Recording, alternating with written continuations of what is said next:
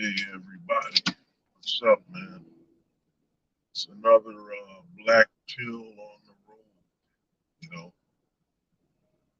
And I want to say, you know, again, I want to thank everybody for the 900 subs. Means a lot. Means a lot to get to this point. We're a few subs away, man. Reach that thousand. We reached that thousand. Oh man, it's it's gonna be a very, very fun time because, like I said, man, with Black Pill content, and I gotta make that video. I made a live stream on Black Pill 4.0. But, I think I've come to realize a while ago that it's good to do the live stream version. You get to talk to people and all that, but it'll get lost a little. You know what I'm saying? It'll get lost a little in the length of the live stream, you know, unless that's all you're talking about. Even then, not really. Gets lost in translation. But yeah, you know, but the last video I did, end of trying.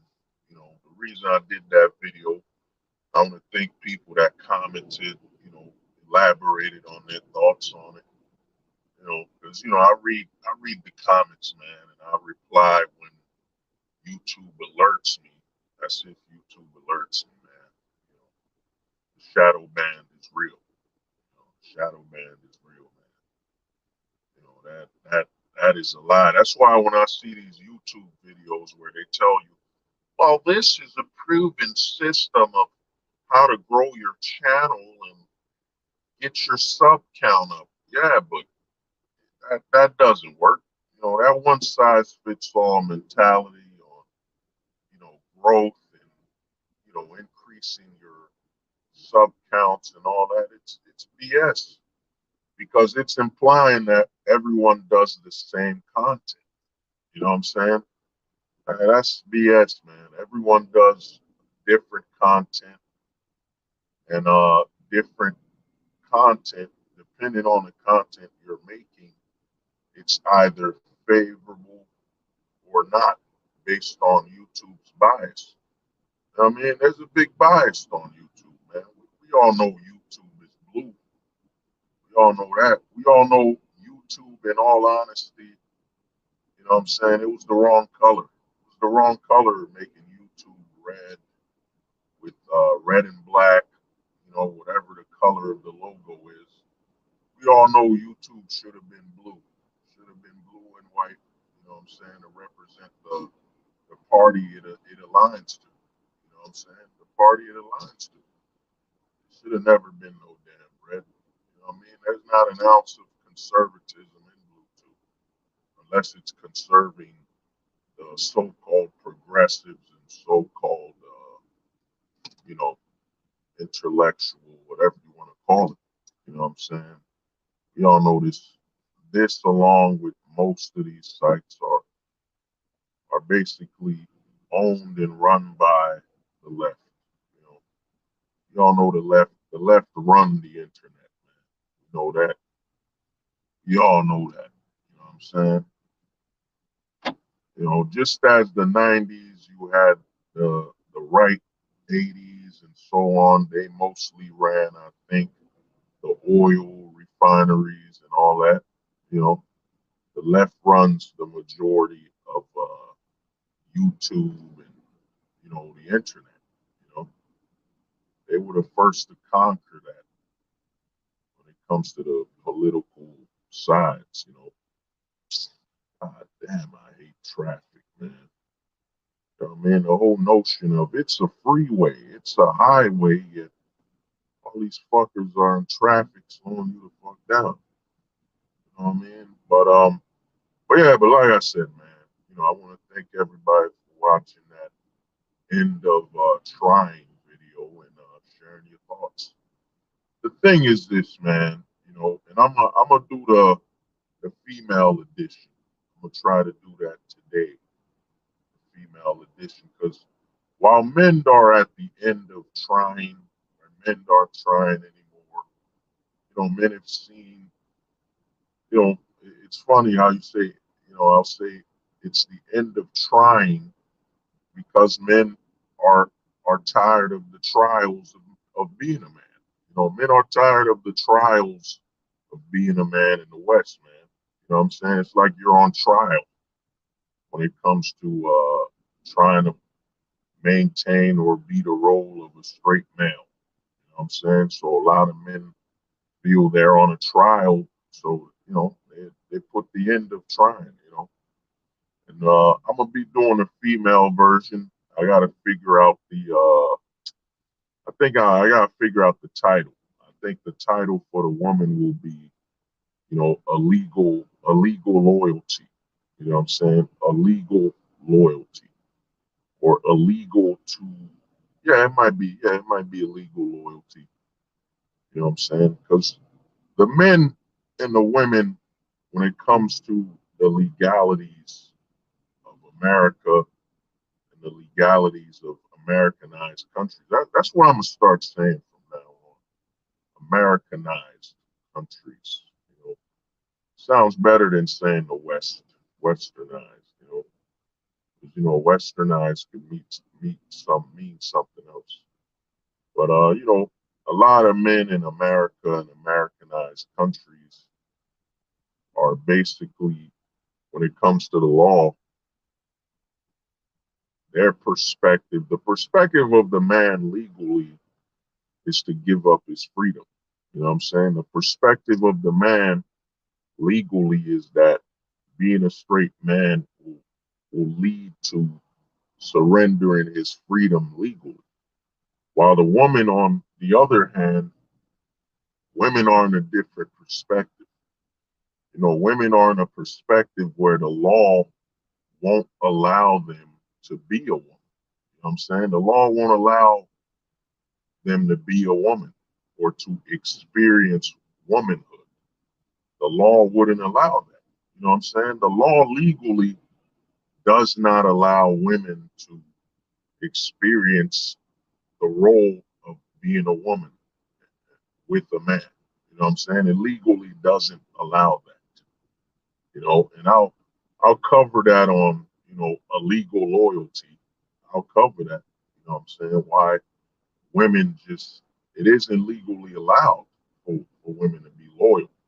Now you watch a lot of other manosphere channels, you watch a lot of other channels. Like I said, man, the lesser pillar community, the red pill, you're not gonna get any information, man. You're not gonna get nothing. You know what I'm saying?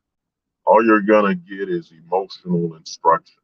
You know, instruction to be emotional, and and they use the group mentality thing. Well, there's a lot of men saying hypergamy, and women are this, women are that, so it's okay.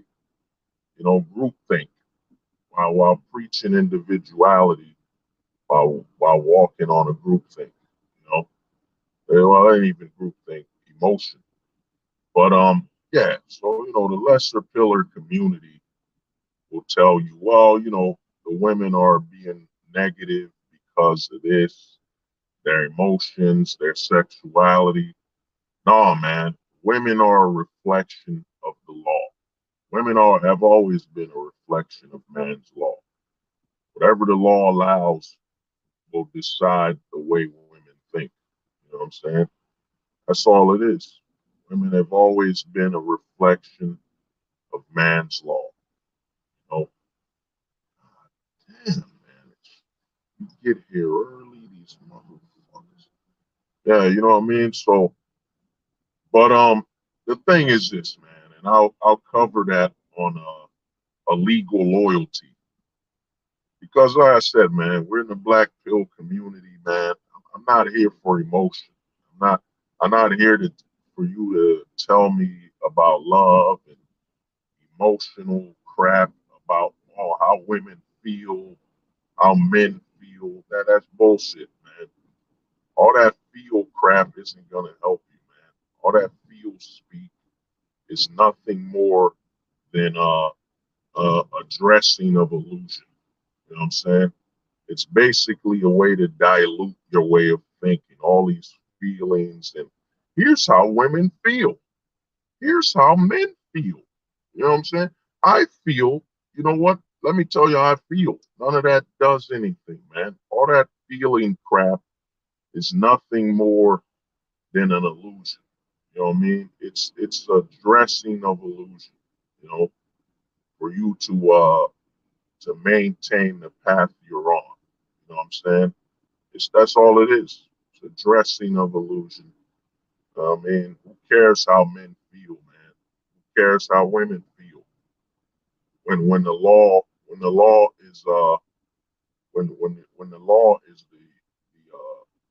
the problem. You know what I mean? The legal. The law doesn't care how you feel. Your feelings don't matter when it comes to the law. What's written is what's written. You know what I'm saying? It can only be changed when it is unwritten or no longer legally empowered or enforced. You know what I'm saying? No one gives a damn about your feelings, man. You know what I'm saying? And you yourself shouldn't be that dependent on your emotions. You know what I mean? That's why there's the major economy that like I keep saying, a lot of men do not bring up. A lot of men will bring up the side effects of fatherless women growing up, but they won't bring up the fact that the fatherless sons create a major economy, create a major economy to basically profit off. You know what I'm saying? Make a lot of profit off these fatherless sons that are seeking a father figure and a father figure to the point where they'll literally invest in a stranger without any evidence at all, any tangible or eligible or logical evidence. They'll just invest in it. You know what I'm saying? So there's a major, I think that has to be its own video. Or I think I might have covered it already, but you know, nothing wrong with doing it again. You know, but yeah, like I said. But with the video end of trying, it's that a lot of men are basically, man, they're at the point where there is no point in trying, you know, because men used to look at the situation as the worst thing she can do is damn, how come I always forget this word when a woman doesn't accept your advances? Fuck man, I always forget this word. A woman doesn't accept your advantages, your advances. Yeah, the worst she can do is tell you no. That used to be a saying. That used to be a major saying. The worst she'll do is tell you no. She's not interested. You know what I'm saying? She's not interested. But instead, now it's amplified. You know, it's amplified to the point where men are looking at it. Men are looking at going towards a woman and then looking at the legal consequences. You know what I'm saying? The legal consequences of seeking a relationship and a courtship. So the men are looking at it. The men are looking at their jobs. They're looking at their character. They're looking at you know what I'm saying, who they are and how this will affect them. And the men are basically opting out, man. The men are opting out of relationships and you know, investing in that. You know what I'm saying? They're opting out. So, you know, that's what's going on. The men are There's always some type of idiot beeping their horn as though you can go faster, you know, when people are in front of you. You know what I'm saying? So to me, you know, it is what it is. The men are opting out. are opting out, and they're not even trying anymore. You know, when it comes to relationships with the opposite sex, as much. And if the men are in that situation, now you know in the '90s you'd see a lot of relationships, and for the most part it'd be positive. You know what I'm saying? It'd be positive. You know, and I think the 2000s it'd be positive. But a lot of the relationships you look at online right now, the men are either feminized or have to literally surrender their balls, man. Just give up their balls and their manhood to maintain that relationship. You know what I'm saying? That's why you got the rise of your Will Smiths. You know what I'm saying? Look at the situation with Will Smith. The fact that his wife still still had a talk show that's supposed to be about promoting family values, so on, after making a whole entire video and admitting that yeah, she cheated on her husband. And then she created a new word, entanglement, whatever. And they accepted that. They accepted that and kept her on TV, kept promoting it. You know what I'm saying? Because the value of family and male stability doesn't matter. You know what I'm saying? That's why they had Will Smith, and he went there on his own accord. Will Smith is the definition of that type of man. You know, the pink pilled, feminized man. He is 100% that definition. And also, Will Smith might be in the closet. You know what I'm saying? Might be in the closet. But the thing is, Will Smith, you gotta understand the narrative that they were pushing. Now it backfired. It backfired with Will Smith slapping Chris Rock. You know what I'm saying? It backfired because the reason it backfired when Will Smith slapped Chris Rock is that the effeminate man shouldn't be seen as something that would attack and insult men. You know what I'm saying? For this narrative to work, it's got to be about the women putting the men in their place. You know what I'm saying? It's got to be about the women putting the men in their place, not the men. As soon as Will Smith smacked Chris Rock, it basically destroyed his career. And also, it put a bad mark on the narrative of effeminizing men. Because the narrative was we're going to feminize these men without the physical conflict of another man forcing himself on you. You know what I'm saying? They were perfectly fine with Will Smith getting effeminized. You know what I'm saying? They were perfectly fine with Will Smith getting effeminized by a woman. It's perfectly fine. You know what I'm saying? Men usually will not see it as a threat. Oh man, my boy became a simp. My boy is feminized by a woman. Men do not take Men don't look at that as a threat. You know what I'm saying? Men don't look at women feminizing other men as a threat to them because it's a woman and that man volunteered to be feminized if he's not a son. You know what I'm saying? If you normally look at when men talk about, yo man, that boy was raised without a father and he became effeminized, it's due to the system. You see, that boy had no choice. That's how he's going to be raised without a father. So the men will basically target the system. The men don't 100% or truly blame that woman for the scenario. They look at the system and say, yo, the system has failed that boy. They failed that boy and he's being effeminized. You know what I'm saying? But in the case of Will Smith, when he smacked Chris Rock, it basically signaled something that men will be forced by their fellow man to be feminized. You know what I'm saying?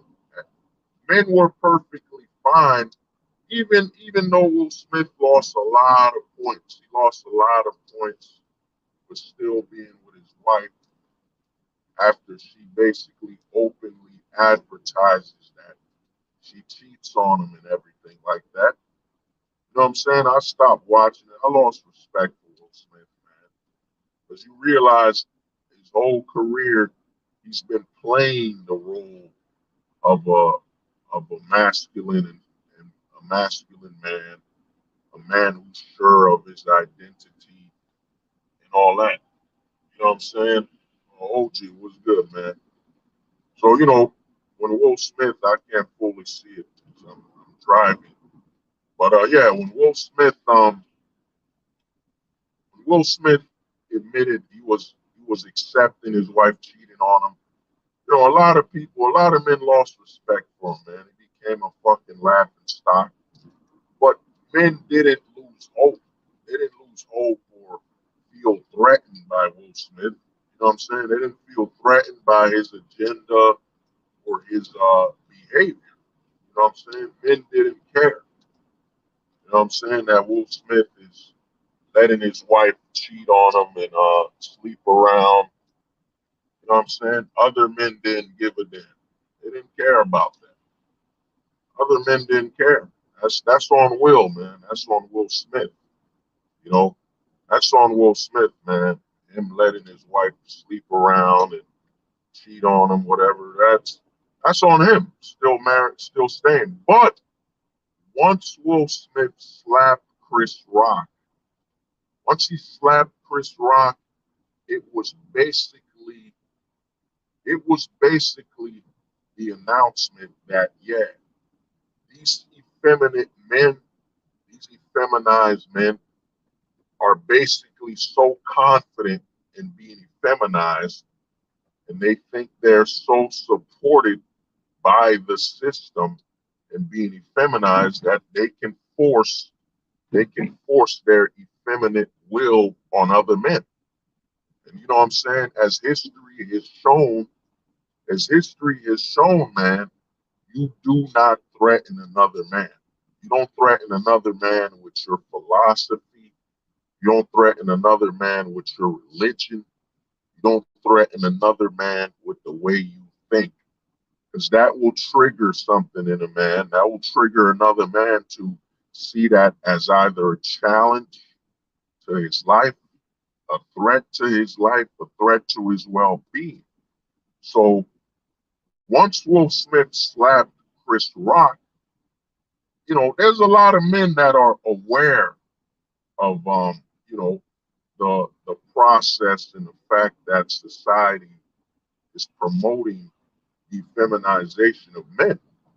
But when Will Smith, a Hollywood superstar, you know what I'm saying, slapped Chris Rock, and then the what is it, the Oscars didn't remove him. Security didn't come. Security didn't come. Nobody came to stop Will Smith. Nobody came to remove him or say, yo, what he did was wrong. You know what I'm saying? The Oscars just let him roll and they gave him an award. They gave him an award. They didn't disqualify him. They didn't punish him at all. So in the eyes of other men, they were like, oh, I see what's going on. I see what's happening. Y'all support this shit, man. Not only do y'all support this, but y'all saying that it's perfectly fine that a effeminate man threatens a non-effeminate man. You know what I'm saying? That y'all support this stuff. Now it became a declaration of war and violence towards the masculine and non-effeminized man. You know what I'm saying? It took me a while to figure out how to articulate this. You know what I'm saying? It took me a while how to figure out how to articulate this and say it. You know what I'm saying? Say it properly. You know what I mean? Say it with clear thought. But That's really what the Will Smith slap was. When Will Smith slapped Chris Rock, you know what I'm saying? It was literally a declaration, man. It was a declaration of war.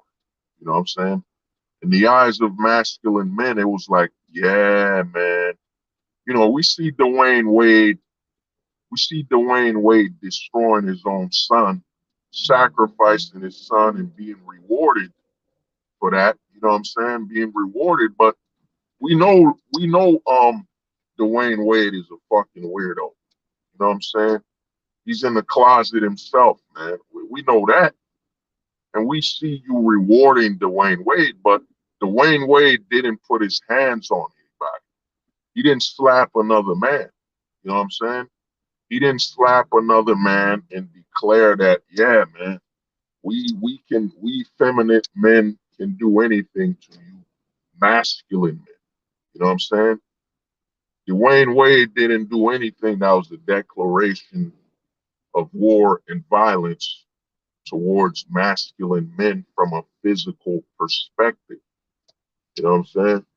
From a physical perspective. So, you know, a lot of men didn't really take what he did, you know what I'm saying, as a threat. They didn't take it as a threat. And a lot of men basically, you know, continued on with their lives, you know, went on about their lives. They didn't really care. You know what I'm saying? You know, a lot of men are upset, whatever, about what Dwayne Wade is doing. But unlike Will Smith, who slapped Chris Rock, you know what I'm saying? A straight man who, I'm not saying Chris Rock is the most masculine man on earth. That doesn't matter. That doesn't matter at all. But the fact that an effeminate man such as Will Smith was that comfortable to slap another man, you know what I'm saying? To slap another man, it basically woke up a lot of straight men, a lot of masculine straight men to the narrative that, yeah, man, they're basically saying it's perfectly fine for you to harm another man as long as you're effeminate. As long as you're effeminate, it's perfectly fine for you to hurt and impose your will on straight men. So a lot of straight men basically, that's why they reacted to the Will Smith thing crazy. You know, it's a declaration of war. Declaration of war on straight men, you know, on masculine men. But you know, this has been you know what I'm saying, black pill on the road. You know what, I'm gonna actually have to clip this section. I'll have to clip it. You know what I mean? But peace out. They said the truth won't survive beside the lies that maintain the